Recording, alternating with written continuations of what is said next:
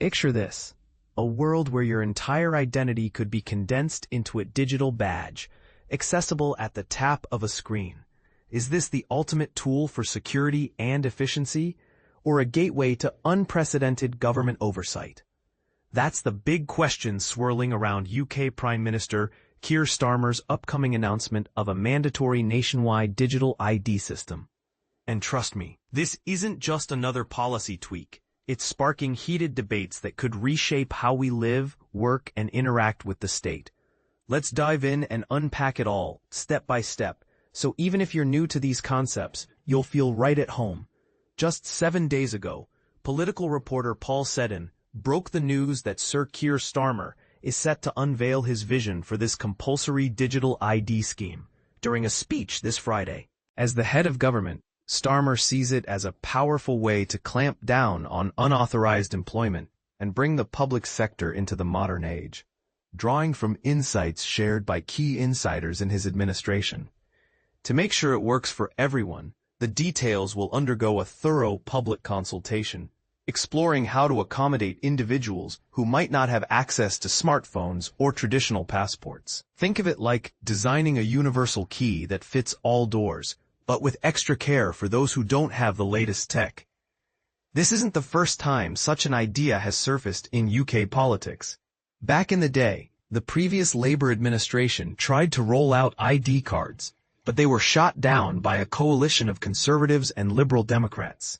Fast forward to now, and Starmer believes the conversation has evolved significantly. In a recent chat, he pointed out that people today carry far more digital identifiers, like online banking profiles or social media accounts, than they did 2 decades ago, which has shifted public attitudes. We all carry a lot more digital ID now than we did 20 years ago. And I think that psychologically, it plays a different part, he remarked, highlighting how familiarity with digital tools has made the idea less alienating. But here's where it gets controversial.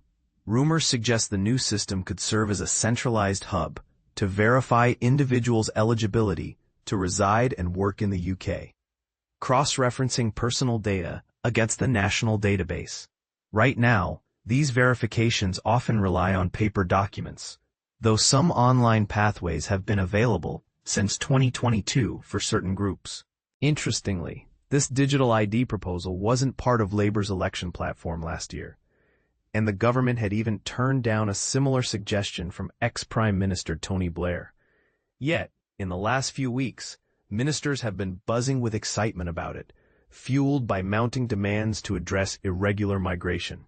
For instance, Cabinet Office Minister Pat McFadden has highlighted its potential to streamline access to public services. He even took a trip to Estonia, where digital identities unlock everything from medical files and voting systems to banking apps.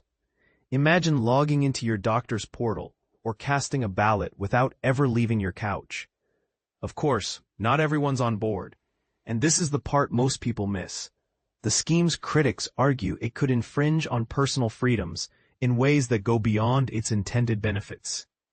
Conservative leader Kemi Badenoch has called it a very serious step that requires a proper national debate, dismissing the announcement as a desperate gimmick aimed at diverting attention from internal party dramas, like the leadership tussles involving Greater Manchester Mayor Andy Burnham ahead of Labour's upcoming conference.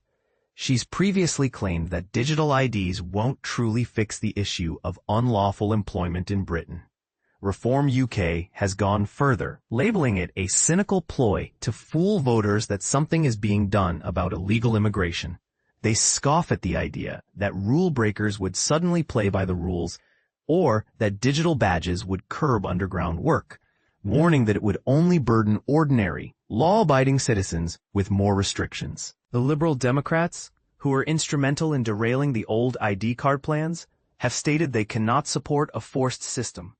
Their tech spokesperson, Victoria Collins, emphasized that no one should face criminal penalties for lacking or refusing a digital ID.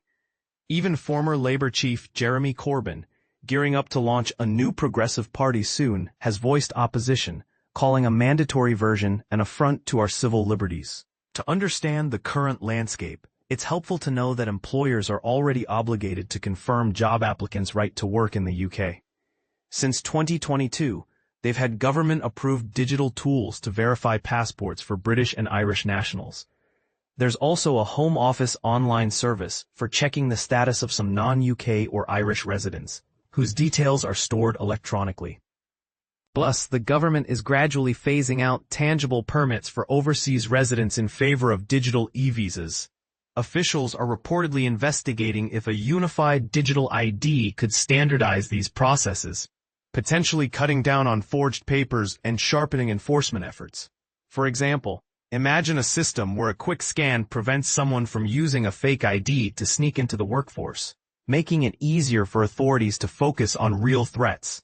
However, civil liberties groups like the Open Rights Group have raised red flags, noting that the rollout of e-visas has faced glitches and data mishaps. They warn that broader proposals could usher in a pre-crime state where we're perpetually proving our identities in everyday scenarios, like boarding a bus or entering a store, raising questions about privacy and overreach. Is this an overreaction or a valid concern in an era of data breaches and surveillance? In his Friday address, Starmer will also tackle the simmering unrest over immigration, including the summer protests outside asylum centers.